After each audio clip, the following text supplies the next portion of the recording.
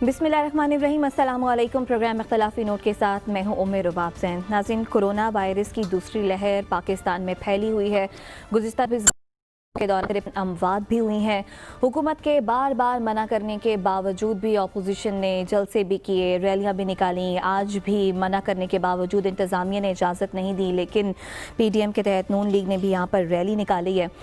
तो इस रैलियां और जलसे जुलूसों ने कोरोना की सूरत हाल पर क्या असर डाला, इस पर बात करेंगे। फिर साथ ही साथ 7 जनवरी के बाद कहा जा रहा था कि 11 जनवरी से स्कूल्स खोले जाएंगे, लेकिन कोरोना की सूरत हाल के पेश नज़र कल एक अहम सूबाई वज़राए तालीम की कॉन्फ्रेंस होनी है। उसमें ये फैसला किया जाना है कि किस तरह से स्कूलों को खोला जाए। मुख्तलिफ तजावीज़ आई हैं कि 3 मरहले में स्कूलों को खोला जाए, जिस तरह के पहले हमने देखा। इसका हिस्सा वज़ीर सेहत पंजाब डॉक्टर यास्मीन राशिद भी होंगी, उनसे भी बात करेंगे। हमारे साथ प्रोग्राम का हिस्सा भी हैं। बहुत शुक्रिया मैडम आपके वक्त का। यास्मीन राशिद साहबा, पहले तो ये बताइएगा कि हुकूमत वार्न करती रही, लेकिन ऑपोजिशन जो है उसने जलसे भी किए, रैलियां भी निकाली। इन जलसे जुलूसों ने कोरोना की सूरत हाल पर क्या असर, किस तरह से असरअंदाज हुए? Numbers, in term of numbers. जी, मेरा ख्याल है, if you look at the numbers, आज से अगर मैं महीना पहले की बात करूं तो 300-350 के करीब नंबर्स होते थे रोज़ाना के, 400 नंबर। आज के दिन में अगर आप बात करें, और कल मेरे पास फिगर्स आज रात की तो दोबारा फिगर्स आएंगी, 847 केसेस जो हैं वो पंजाब में सामने आए हैं। और सबसे बड़ी तादाद जो है वो लाहौर में मरीज़ों की बढ़ती चली जा रही है। और आपको भी पता है कि लाहौर जो है हमेशा एपी सेंटर बनता है, और लाहौर के जलसे से पहले मैंने बहुत, आपको पता है, रिक्वेस्ट भी की थी, अपोजिशन वालों को भी कहा था कि आप मेहरबानी करके आप मत ये जलसे जुलूस करें, लेकिन कोई बाज ही नहीं आता था। और आपके सामने उसका असर डेफिनेटली पड़ रहा है। और अब जाके जहाँ जहाँ भी करेंगे जलसे, मैं यकीनन आपको बता रही हूँ, क्योंकि दूसरी लहर है। और फिर सबसे बड़ी ये बात है, we do not know how are other strains को। अब आपको पता है वो UK से एक स्ट्रेन आ गया है, और उस स्ट्रेन का कोई पता नहीं है किस वक्त यहाँ भी फैलना शुरू हो जाए, और उसकी इन्फेक्टिविटी रेट तकरीबन बहुत ज़्यादा है। आज अगर हम देखें तो सिचुएशन जो है वो ख़राब है कोरोना की तरफ से। और मैं तो आज भी यही रिक्वेस्ट करूँगी कि अपोजिशन वालों को होश के नाखून लेने चाहिए। ये वक्त नहीं है, मुल्क आपका पूरी कोशिश कर रहा है कि इस पैंडेमिक पे हम कंट्रोल करें। आपको पता है कि सारी दुनिया की इकॉनमी तबाह हो गई है इसकी वजह से। हम तो बड़े खुश नसीब हैं कि अभी भी हम चल रहे हैं, जैसे भी चल रहे हैं, एटलीस्ट काम तो रोज़ाना का चल रहा है। लेकिन अगर इसी तरह करते रहे तो ये ना हो, खुदा ना खास्ता इतनी तादाद बढ़ जाए कि हमें किसी बड़े लॉकडाउन की तरफ जाना पड़े। डॉक्टर साहब, कोई इस तरह का एनालिसिस भी हुआ है कि ये जो आप कॉन्ट्रैक्ट ट्रेसिंग कर रहे हैं, या उसके बारे में कुछ बात होती रही, कुछ इस तरह का एनालिसिस हुआ है कि जो नए नंबर ऑफ केसेस हैं लाहौर में या मुल्तान में या पेशावर में, उससे पहले उनमें से कितने लोग जलसे में शरीक थे या उनसे इन कांटेक्ट आए? कोई इस तरह का एनालिसिस किया है जिससे आपकी गवर्नमेंट ये कह सके कि जलसों की वजह से वाकई कोरोना में बहुत ज़्यादा स्प्रेड हुआ है? एक जनरल बात तो बिल्कुल दुरुस्त है, जहाँ पे भी क्लस्टर ऑफ पीपल होगा वहाँ पे वायरस स्प्रेड करेगा, लेकिन वो बाज़ारों में भी है, वो क्लस्टर ऑफ पीपल दीगर जगहों पे भी है। जब अपोजिशन पे इल्ज़ाम लगाया जाता है तो कोई इसकी परसेंटेज हुकूमती सतह पे कैलकुलेट हुई है कि कितने लोग जलसे में गए जिनकी वजह से फिर कोरोना? नहीं, देखिए, मेरा ख्याल है this is something very difficult कि हम लोगों को ट्रेस करेंगे जो जलसे में आए थे उनमें से। लेकिन इम्पॉर्टेंट चीज़, आप ओवरऑल अगर स्टेटिस्टिक्स देखें तो स्टेटिस्टिक्स की तादाद बढ़नी इन्हीं जलसे जुलूसों के बाद हुई है। और अहम चीज़ें देखें, मार्केट्स अगर हुई, आपका क्या कहते हैं, मंडियाँ हुई, ये हमारी मजबूरी है कि हम उनको बंद नहीं कर रहे, क्योंकि आपकी इकॉनमी उस पर डिपेंडेंट है। आपके लोग जो रोज़मर्रा बेचारे मजदूरी करते हैं, दिहाड़ीदार हैं, वो इन सारे दुकानों पे, इन मंडियों पे, इन मार्केटों पे डिपेंडेंट हैं। अगर वहाँ कारोबार ना चले तो आपको भी पता है कि रोज़गार जो है लोगों की मारी जाएगी। लेकिन ये तो रोज़गार का तरीका नहीं है ना कि आप जलसों में जाएं, वो तो उसमें रोज़गार तो किसी को नहीं मिलनी ना उस जलसे से। इम्पॉर्टेंट ये चीज़ है कि इस तरह की जो प्रोटेस्ट है, मेरा ख्याल है लोगों को इस बात को अब समझना चाहिए कि हमारे लिए बहुत अहम है कि हम ये पेंडेमिक किसी तरीके से कंट्रोल करके रखें। तो बहुत मुश्किल से, आपको पता है कि पिछली दफ़ा भी जुलाई में जी आप बात मुकम्मल कीजिए, फिर मैं अपना सवाल करूँ। आप बता रही थी जुलाई में दोबारा। देखिए ना, बहुत मुश्किल से पहले, आपको पता है हाँ, जुलाई में जब हमने जून जुलाई में किस मुश्किल से सिचुएशन वाज इम्प्रूव, बड़ी मुश्किलों से स्कूल खोले, फिर जब हालात तब्दील होने शुरू हुए तो हमने लंबी छुट्टियां दे दी। सिर्फ इसी वजह से ये सब कुछ कर रहे हैं ना। कि आपका क्या ख्याल है, हमें तकलीफ नहीं होती कि हमने बच्चों के स्कूल बंद किए हुए हैं, कॉलेजेस बंद किए हुए हैं, उनका भी कारोबार, जो बेचारे प्राइवेट स्कूल वाले हैं उनके भी कारोबार भी इफेक्ट होते हैं, बच्चों के स्कूल ज़ाया हो रहे हैं। लेकिन हम क्या करें, एक बहुत बड़ी मजबूरी है।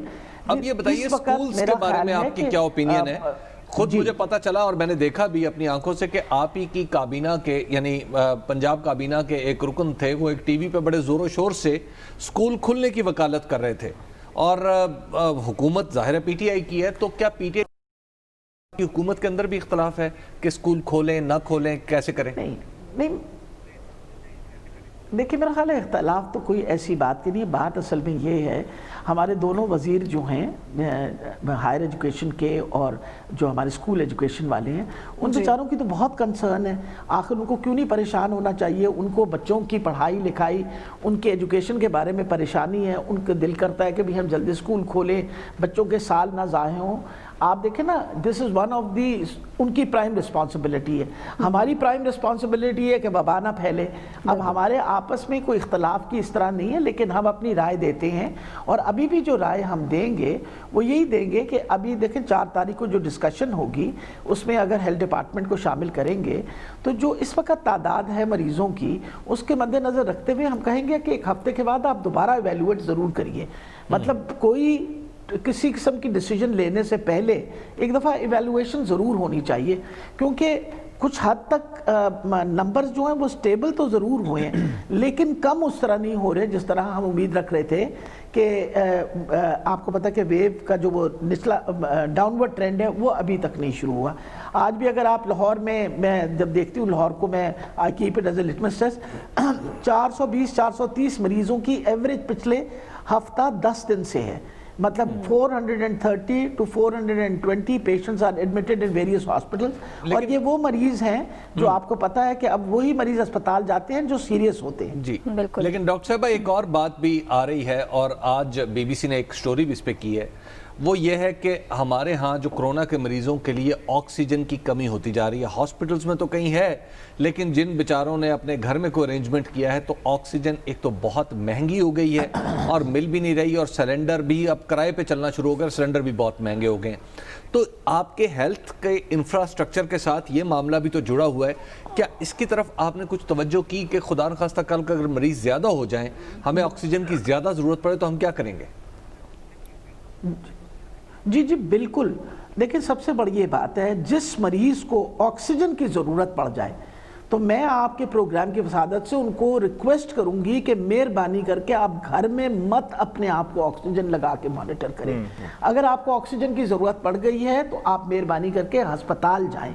तभी आपको पता है फर्टिलिटीज़ बढ़ रही हैं कि by the time the patient comes to the hospital उनकी ऑक्सीजन कंसंट्रेशन इतनी कम हुई हुई होती है, वो इतने कॉम्प्लिकेटेड हो जाते हैं केसेस कि फिर उनके लिए हमें उनके इलाज करना मुश्किल हो जाता है। इस वजह से मेरी ये रिक्वेस्ट है कि आप घर ना, जहाँ तक हमारा ताल्लुक़ है आपको पता है हमने बैकअप के लिए एक्सपो सेंटर के अंदर 300 सेंट्रली ऑक्सीजनेटेड बेड्स हैं। This is a huge oxygen tank fully filled up. हमने हॉस्पिटल्स के अंदर बड़े ऑक्सीजन टैंक्स लगाए हुए हैं सेंट्रल सप्लाई ऑफ ऑक्सीजन के लिए। हमने उसके अलावा बैकअप्स रखे हुए हैं और हर अस्पताल के अंदर अल्हम्दुलिल्लाह इस वक्त हमें ऑक्सीजन का मसला नहीं पड़ रहा। लेकिन जो बाहर के लोगों को तो फिर लोग एक्सप्लॉइट करेंगे ना। आपको पता है कि लोग महंगी ऑक्सीजन भी बेचेंगे, वो भी कहेंगे। डॉक्टर साहब ये भी बताइए कि ये जो वैक्सीनेशन की जो इतनी बात हो रही है, हर किस्म की बात आ रही है कि पाकिस्तान में भी ये प्रोसेस शुरू हो चुका है, कुछ टेस्टिंग हो गई है, वेस्ट की मेडिकेशन है, कुछ हमने बुक भी करवाई हुई है, कुछ चाइना रिलेटेड मेडिकेशन की या वैक्सीनेशन की जो खबरें आ रही हैं, ये कहाँ तक पहुंची है बात? हमारा क्या प्लान है वैक्सीनेट करने का या ना करने का पॉपुलेशन को? अच्छा, हम लोग वैक्सीनेट इंशाल्लाह करेंगे। मसला सिर्फ इस वक्त ये बना है कि जिस चाइनीज़ फर्म के साथ हमारी, जिस चाइनीज़ कंपनी के साथ हमारी इस वक्त ट्रायल चल रही है उसकी तीसरे फेज़ में है और इंशाल्लाह नताइज जो हैं इसी महीने के एंड तक आ जाएंगे सामने।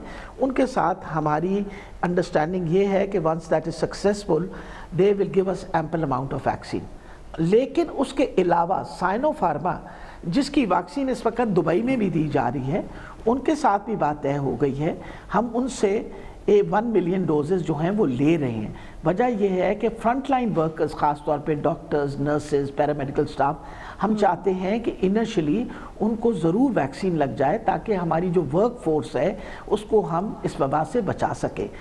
जो एक हमारा मायदा है जिसके मैं सिर्फ कोवैक्स का बता दूं, कोवैक्स जो एक जी एक सिर्फ आखिरी बात कर लूं, कोवैक्स हमारा एक मायदा है वर्ल्ड हेल्थ ऑर्गेनाइजेशन, और ये वैक्सीनेशन का 20% हमारी आबादी के लिए इंशाल्लाह इसी साल के शुरू में हमें वैक्सीन मुहैया की जाएगी, ताकि हम जो ज़्यादा वल्नरेबल लोग हैं सोसाइटी के उनको, अगर आप 20% की बात करें तो इंशाल्लाह कोई तकरीबन 4 करोड़ लोग जो हैं उनको इस वैक्सीन से कवरेज मिलेगी।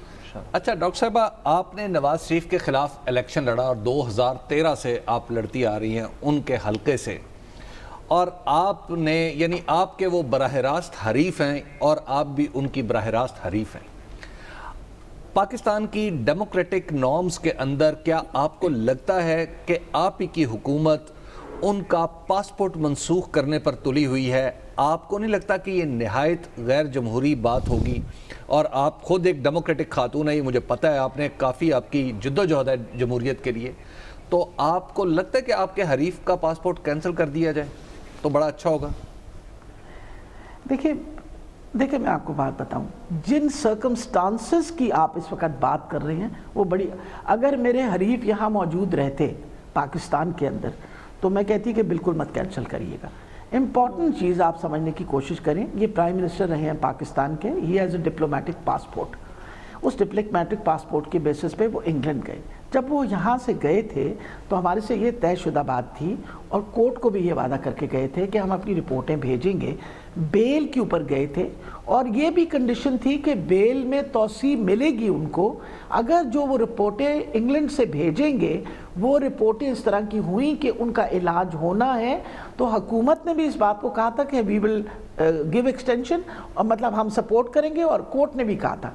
जहाँ तक रिपोर्ट्स का ताल्लुक था, आपके सामने रिपोर्ट्स तो आ ही नहीं रही थी, जो आती थी वही पुरानी रिपोर्टें भेज देते थे। मैं आउट ऑफ शेयर कंसर्न, क्योंकि मैं हमेशा सोचती हूँ मैं डॉक्टर हूँ और मेरी हमेशा हमदर्दी मरीज़ के साथ होती है, मैंने उनके मुआलिज को पर्सनली फ़ोन किया इंग्लैंड। आप यकीन जानिए खुद मैंने डॉक्टर अदनान को फ़ोन किया जब रिपोर्टें सामने नहीं आ रही थी, तो मैंने डॉक्टर अदनान को कहा कि डॉक्टर साहब आपने वहाँ जितने, ये तो पुराने टेस्टों की आप हमें रिपोर्टें भेजते हैं, जब तक आप जो नए टेस्ट और नया इलाज उनका वहाँ जो हुआ है उसकी रिपोर्टें नहीं भेजेंगे तो हमारे लिए रिकमेंड करना कि आपको वहाँ तौसी मिले हमें लिए मुश्किल होगा। क्योंकि मैंने तो बोर्ड के सामने रिपोर्टें रखनी थी, 3 दफ़ा बोर्ड के सामने रिपोर्टें रखी, तीनों दफ़ा बोर्ड ने कहा ये नामुकम्मल रिपोर्टें हैं ये। और मैंने फिर, आप मुझे बताइए क्या कंसर्न होगी कि मैं उनको फ़ोन करके रिक्वेस्ट की पर्सनली, आप रहेंगे आप पर्सनली, उसके बावजूद उन्होंने क्या कहा, रिपोर्टें नहीं भेजी। फिर मुझे ये भी खबर मिली, सुनिए, उन्होंने कहा जी हम रिपोर्टें आपको भेज देंगे, बल्कि जिक्र ये हुआ कि 26 फरवरी को उनका कार्डियक कैथेटराइजेशन है, जिस मकसद के लिए वो यहाँ से गए थे, क्योंकि वो कहते थे मुझे जो दिल का प्रॉब्लम है मैं अपने वहाँ के मुआलिज की बात पे। और फिर हमें ये पता चला कि उन्होंने इनकारी इस बात पे कर दी कि उन्होंने कहा जी मेरी बेटी नहीं, जब तक आएंगी मैं ये टेस्ट नहीं कराऊंगा। अब आप बताइए हुकूमत ने क्या गलत काम किया? हमने एक हमदर्दी के तौर पे आपको जाने दिया, मैंने हर तरीके से कोशिश की कि उनको अगर तौसी मिलनी है तो तौसी भी मिल जाए। उसके बाद आप, अगर कोर्ट ने उनको एब्सकॉन्डर डिक्लेयर कर दिया, आप मुझे बताएं how does your constitution of Pakistan, how will it permit कि हम उनके पासपोर्ट की तौसी करें? इसका मफरूर है ना। आप बाहर की दुनिया में अगर आप पूछें तो किसी मफरूर का पासपोर्ट एक्सटेंड होगा? ये तो देख लीजिए ना कि वैसे तो जनरल परवेज मुशर्रफ भी इसी कैटेगरी में है, उनका पासपोर्ट तो तजदीद हो रहा है या होता जाएगा? میرا خیال ہے جی میں تو اگر میں نواز شریف کے لیے کہوں گی تو میں کہتی ہوں بالکل جنرل مشرف کے بھی پاسپورٹ کو بالکل توسیع نہیں ملنی چاہیے. وجہ یہ ہے کہ جن لوگوں کو آپ مفرور ڈکلیئر کر دیں یا ایبسکانڈرز ڈکلیئر کر دیں, جنہوں نے کورٹ میں آ کے حاضری دینی ہے, اپنی سینٹنس پوری کرنی ہے, ہی از اے کنوکٹڈ پرسن. آپ کو پتہ کنوکشن ہوئی ہوئی ہے ان کی, جس کی وجہ سے وہ جیل میں تھے. اگر وہ اپنی کنوکشن کے باوجود وہاں بیٹھے ہوئے ہیں تو میرا خیال ہے کہ where this is concerned ان کو نہیں ہے, واپس آ جائیں, اپنی سینٹنس بھی لیں. دیکھیں نا, اگر وہ واپس آتے ہیں اور واپس آ کے اپنے جو آپ کی لیگل سسٹم اس میں انٹر کرتے ہیں تو پھر تو ہی از ناٹ این ایکسپلانڈر نا, then he is a part of your legal system, وہ قید میں ہیں. تو میرا خیال ہے یہ ساری باتوں کو مد نظر رکھتے ہوئے میں تو بار بار ان کو بہت دفعے کہہ چکی ہوں اپنی طرف سے کہ بھئی آپ تشریف واپس لے آئیے, کہ ماشاءاللہ اس وقت آپ ٹھیک لگ رہے ہیں اور بہتر ہی ہے آپ کی. دیکھیں لیڈری بھی تبھی چمکے گی جب آپ پاکستان واپس آئیں گے. اچھا ڈاکٹر صاحبہ, بالکل آپ صحیح درست فرما رہی ہیں, گزر گئے, درست فرما رہی ہیں ڈاکٹر صاحب. اچھا ایک اور معاملہ, اپوزیشن کہتی ہے کہ ہم مذاکرات کس سے کریں, مطلب حکومت کو تو وہ مان ہی نہیں رہی, لیکن معاملات کو تو سلجھانا ہے, اس طرح سے صورتحال مزید بگاڑ کی طرف جاتی رہے گی جس کا نقصان ظاہر ہے ایٹ دا اینڈ حکومت کو ہی ہوگا. تو مذاکرات کی پیشکش تو کر دی, لیکن اپوزیشن کو مذاکرات کی میز پر لانے کے لیے حکومت اپنے تئیں کیا کوششیں کر رہی ہے؟ مجھے ایک بات بتائیے, کسی نے پارلیمنٹ سے باہر تو نہیں ان کو بھیجا. ہم پنجاب کی پارلیمنٹ کے اندر آپ کے سامنے کئی دفعہ اپوزیشن آ کے وہ شور و غل مچاتی ہے, ہنگامہ کرتی ہے, بات کرتی ہے. مقصد یہ ہے, آپ یہ لوگ کہتے تھے کہ ہم غلط بات کر رہے ہیں جب ہم پروٹیسٹ کر رہے تھے, تو اب یہ کیا کر رہے ہیں, they should come into the parliament اور پارلیمنٹ میں اپنی بات کریں. میں تو دیکھیں اس بات پہ بہت سارے پروگرامز, کیونکہ میرے سے بہت زیادہ لوگ پولیٹیکل بات نہیں کرتے تو میں ہمیشہ کہتی ہوں بھائی مجھے بھی پوچھ لیا کریں. ایک ہنگامہ انہوں نے شور اس بات پہ مچایا ہوا ہے کہ الیکشن کے اندر ہمارے ساتھ دھاندلی ہوئی. میں کہتی ہوں یار سب سے بڑی دھاندلی تو میرے ساتھ ہوئی ہے, خدا کا خوف کرے. میں نے 3 الیکشنیں لڑی نواز شریف صاحب کے خلاف. پہلی الیکشن میں بھی میں نے پٹیشنز جمع کرائیں, جو 2017 والی تھی اس میں تو 32 پٹیشنز میں نے جمع کرائیں, آپ یقین جانیے.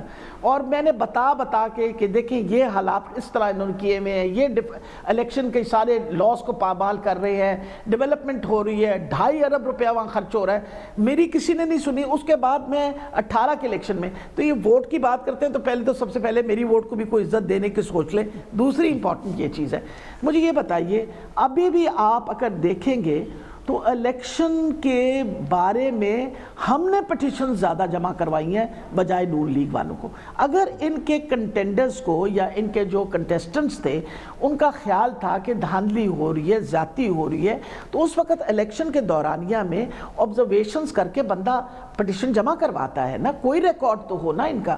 اصل میں کوئی ریکارڈ تو ہے نہیں. اور میں یقین سے کہتی ہوں, کیونکہ ہمیں تکلیف تھی اس بات کی کہ ہمارے 4 حلقے کھولنے کے لیے ہمیں کتنا تردد کرنا پڑا, تو میں بڑی خوش تھی جب عمران خان صاحب پارلیمنٹ میں آئے اور انہوں نے کہا کہ آپ کوئی حلقے کھلوانا چاہتے تو کو تیار ہے. اس نے تو نہ نہیں کی تھی, اس نے کہا تھا ہم ضرور کہیں گے, ریکمینڈ کریں گے کہ حلقے کھلیں. اس وقت انہوں نے کوئی بات نہیں کی. اب اچانک سب کو دھاندلی یاد آ گئی, سب کو یاد آ گیا. لیکن ڈاکٹر صاحبہ پارلیمنٹ کا آپ ذکر کر رہی ہیں, اپوزیشن نہیں آنا چاہ رہی نا ڈاکٹر صاحبہ, اپوزیشن آنا نہیں چاہ رہی, لیکن ایک اور بھی تو طریقہ ہوتا ہے نا, مختلف سینئر وزراء ایک دوسرے سے رابطے کرتے ہیں. آپ لوگ بھی تو کچھ ہاتھ بڑھائیں آگے, کچھ سینئر لوگوں کو آگے لے کر آئیں جو سمجھداری سے معاملے کو سلجھانے کی طرف. آپ مجھے یہ بتائیے, نہیں آپ مجھے یہ بتائیے کہ ہم نے کیا ایسی بات کر ڈالی ہے جس پہ وہ شور و غل مچا رہے ہیں. نیب کی بات کرتے ہیں, کیا نیب ہم نے بنائی؟ نیب بنی 10 سال آپ کو موقع ملا, آپ کے پاس تو اتنی میجورٹی تھی. ڈاکٹر صاحب آپ سے شکوہ نہیں, مسئلہ یہ ہے کہ آپ ہی کے لوگ نیب بعد میں پکڑتے ہیں, آپ کے لوگ آ کے پہلے بھونپو لے کے بیٹھ جاتے ہیں پریس کانفرنس میں کہ فلاں پکڑا جائے گا, فلاں پکڑا گیا. نیب جواب نہیں دیتا, وزیر آپ کے جواب دے رہے ہوتے ہیں کہ دیکھیں جی اس نے یہ بھی کیا تھا, یہ بھی کیا تھا, یہ بھی کیا تھا. تکلیف تو یہ ہے, پریشانی تو یہ ہے. آپ مجھے یہ بتائیے, نہیں کوئی پریشانی نہیں ہونی چاہیے. آپ بتائیے, نہ آپ کی یادداشت اتنی کمزور ہے نہ میری اتنی کمزور ہے. آپ کا خیال ہے پاناما لیکس ہم نے کی تھی؟ آپ کو یاد ہے کتنا شور و غل مچا تھا اس وقت پاناما لیکس کے بارے میں؟ ہم نے تو نہیں کی تھی، آپ ہی کے کنسورشیم آف جرنلسٹ نے لیکیج کی تھی، اسی کے اوپر ہنگامہ ہوا، اسی کے اوپر رولا پڑا۔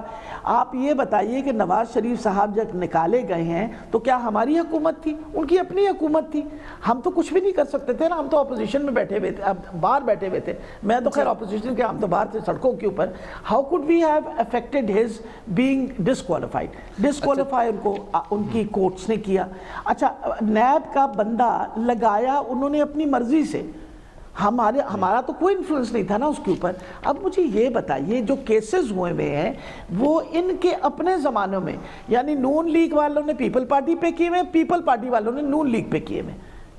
اب مجھے یہ بتائیے، ہمیں سب برا بھلا کہتے چلے جاتے ہیں، everybody keeps on seeing کہ ہم قصوروار ہیں، ہم قصوروار ہیں۔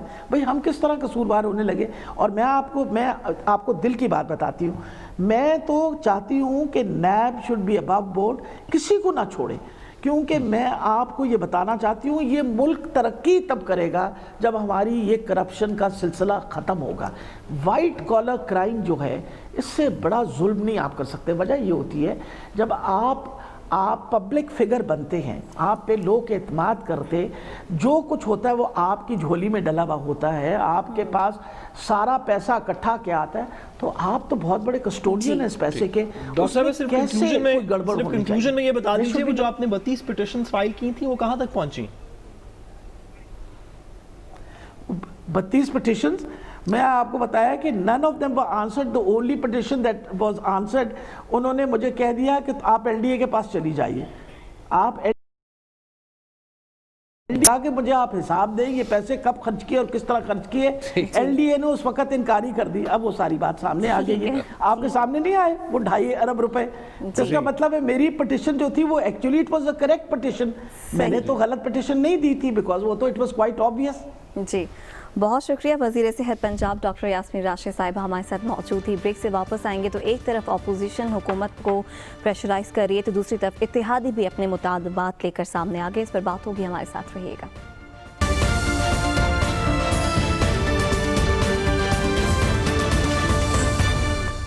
ویلکم بیک ناظرین۔ ایک طرف تو اپوزیشن نے حکومت پر زور دیا ہے کہ جناب یہ تو جعلی حکومت ہے، آپ کو فوراً مستعفی ہو کر گھر چلے جانا چاہیے، تو دوسری جانب ایسے ہی وقت میں اتحادی بھی اپنے اپنے مطالبات سامنے لے کر آئے ہیں۔ متحدہ یا کاف لیگ وہ بھی بار بار شکوے شکایات حکومت سے کرتی رہی ہے، بی این پی حکومت سے الگ ہو گئی ہے، بی اے پی بھی اپنے مطالبات لے کر حکومت کے سامنے کھڑی ہو گئی ہے۔ اس تمام تر صورتحال پر بات کریں گے حکومت کے اہم اتحادی اور بلوچستان عوامی پارٹی کے سینیٹر انوار الحق کاکڑ صاحب ہمارے ساتھ موجود ہیں۔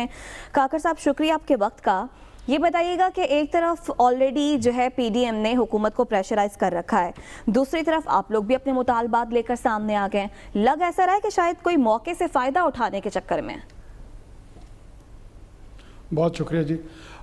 دیکھیں میں سمجھتا ہوں کہ ہمارا جو موقف تھا وہ پچھلے 2-2.5 سال سے تسلسل کے ساتھ ہماری جب پی ٹی آئی کی قیادت کے ساتھ خصوصی طور پر پرائم منسٹر عمران خان صاحب کے ساتھ جس موقع پہ کمیونیکیٹ ہوا ہے وہ ہماری پوزیشن کو جانتے ہیں، سمجھتے ہیں اور اس کو اپریشیٹ بھی کرتے ہیں۔ ایک تاثر ایسے میڈیا میں آیا کہ جیسے اس موقع پہ جب پی ڈی ایم کونسلوٹ آئے ہم نے کوئی گلہ کیا ہے، ہم نے نہ کوئی گلہ کیا ہے نہ کوئی شکوہ کیا ہے۔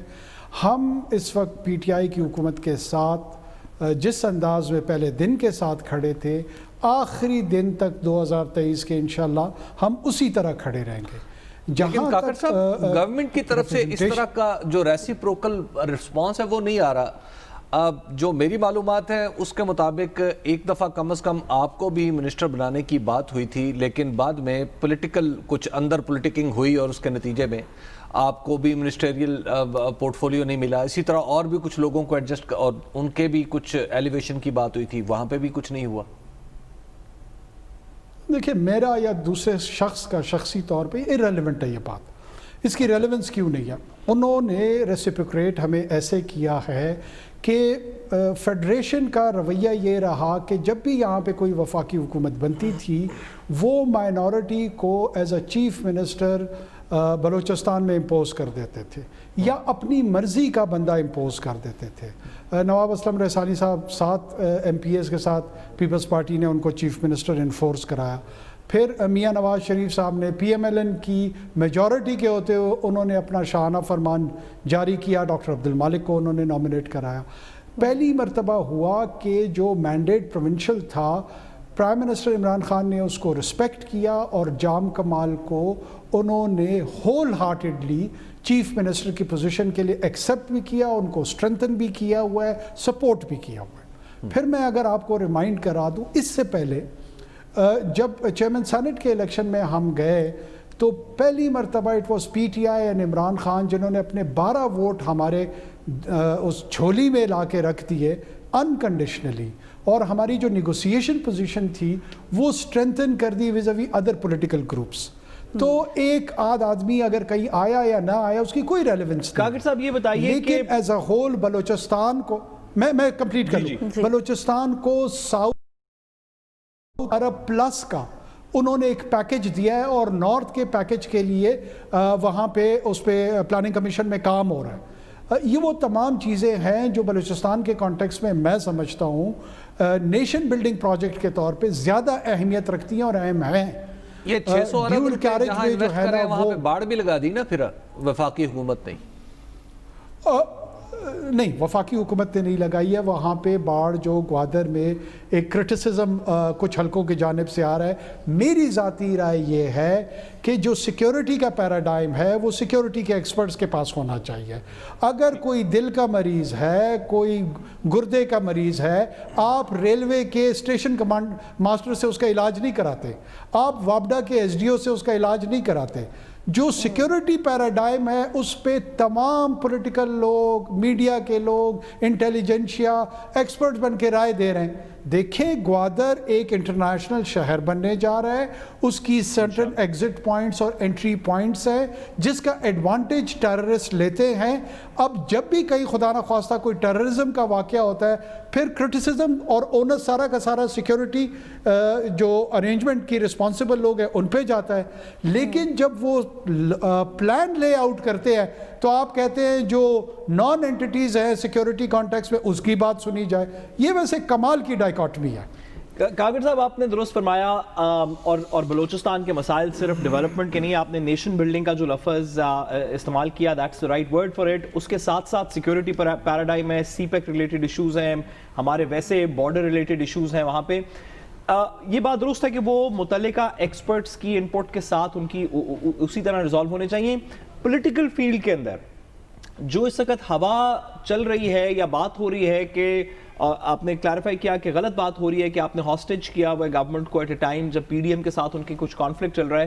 پولیٹیکل فیلڈ پہ اس وقت آپ کے اور پی ٹی آئی کے درمیان میں کیا گیپ ہے, وہ کون سی چیزیں ہیں جو پچھلے 2-3 سال سے آپ کی گورنمنٹ آرٹیکولیٹ کر رہی ہے جس پہ ابھی تک رسپانس نہیں آیا, اور اگر آ جائے تو آپ کی یہ خلش دور ہو جائے گی؟ ہماری کوئی خلش نہیں ہے. ہماری بہت ایفیکٹو کمیونیکیشن جو ہے فیڈرل گورنمنٹ کے ساتھ چل رہی ہے. پروونشل چیف ایگزیکٹو جو نیشنل چیف ایگزیکٹو ہے, that is the prime minister of Pakistan, they are in close coordination when it comes to any decision making. اور اس ڈیسیژن میکنگ کا ساتھ میں جو فیڈرل ایجنسیز ہیں. کلیریفائی کر دیجئے, کیا یہ کلیم غلط ہے دیر فور کہ بلوچستان عوامی پارٹی کی ایز این اتحادی پی ٹی آئی کی گورنمنٹ سے کچھ دوریاں ہیں, کچھ خلشات ہیں, ایک وزارت کا معاملہ ہے, کیا یہ کلیم غلط ہے سر؟ یہ سراسر غلط ہے. جہاں تک وزارت کا تعلق ہے یا وزارتوں کا تعلق ہے, ہم ایک بلوچستان کا کیس ضرور پیش کرتے ہیں کہ فیڈرل کیبنٹ لوگ وزارتوں میں رہے ہیں. اب اگر ایسی سچویشن ہو جس میں اگر یہ وزارتوں کی پوزیشن ملے تو اس کے نیچرل بینیفیشری بی اے پی ہوگی, لیکن کیا اس بنیاد پہ ہماری قربت اور دوری ہوگی؟ قطعاً نہیں. ہماری قربت کس چیز پہ ہے؟ ہم سمجھتے ہیں کہ پاکستان ایک ایسے دوراہے پہ اور ٹرننگ پوائنٹ پہ کھڑا ہے جہاں پہ accountable democratic government in place ہونی ہے فیوچر میں, یا naan accountable government in place ہونی ہے فیوچر میں. ڈیموکریسی کا کون سا ماڈل یہ آئے گا؟ Unaccounted for leadership, democratic leadership इस मुल्क में आएगी 23 में, 28 में, 32 में, या हम एक सिविल अकाउंटेबल गवर्नमेंट की तरफ सेटल्ड होके जाएंगे। इस एजेंडे के तहत हम इमरान खान साहब के साथ, पीटीआई के साथ उनकी पुश्त पे खड़े हैं, बल्कि कोशिश करेंगे कि उनसे एक कदम आगे जाके खड़े हों, उनके दिफा में सामने आएँ। ये मामूली बात नहीं है। अच्छा, रियासत का काम है लोगों का लेकिन पैसा टैक्स की सूरत में इकट्ठा करना और उस टैक्स की डिस्पेंसेशन करना। अगर इस टैक्स की टैक्स की डिस्पेंसेशन में मैं अनवार चोरी करता हूं, मिसमैनेजमेंट करता हूं, सवाल ये है पाकिस्तान के 22 करोड़ लोगों से कि मुझसे पूछ-गूछ होनी चाहिए या नहीं होनी चाहिए। अगर नहीं होनी चाहिए तो एक मोनार्की बना लेते, एक नया निजाम बना लेते। स्पेशली बीएपी से तो बिल्कुल पूछ-गूछ नहीं होती, वो चाहे बलूचिस्तान में कुछ भी कर ले। देखें, मैं फिर अर्ज आता हूं, जब पीडीएम की हुकूमत आ जाए तो फिर बीएपी से पूछ-गूछ कर ले। निजाम होना चाहिए या नहीं, इस निजाम में सवाल पे सवाल नहीं होगा, पहले आपने सवाल का जवाब देना है। जब भी इनसे सवाल होता है, जवाब देने की बजाय ये नया सवाल देते। मैंने अगर कोई मिसमैनेजमेंट बीएपी के प्लेटफॉर्म पे, पीटीआई के प्लेटफॉर्म पे करता हूं, क्या कल इनकी हुकूमतें नहीं आई? पूछे, और जरूर पूछे हमसे। परसों तरसों एक प्रोग्राम में एक मौसूफ ने कहा कि जी हम उनको जवाब नहीं देंगे जिन पे इल्जाम चुम्मा चाटी के हैं। आप जिस पीडीएम की सरबराही कर रहे हैं, इस फर्द को आपने ही चेयरमैन बनाया था, या तो आप निजाम के बागी बने, या अगर इस निजाम में रहेंगे तो इसी चुम्मा चाटी वाले को जवाब देना पड़ेगा। ठीक है, नारुल हक काकर साहब हमारे साथ अभी मौजूद हैं। ब्रेक का वक्त है, ब्रेक से वापस आएंगे तो बलूचिस्तान में जो दहशतगर्दी का अफसोसनाक वाकया पेश आया उस पर बात होगी। हमारे साथ रहिएगा।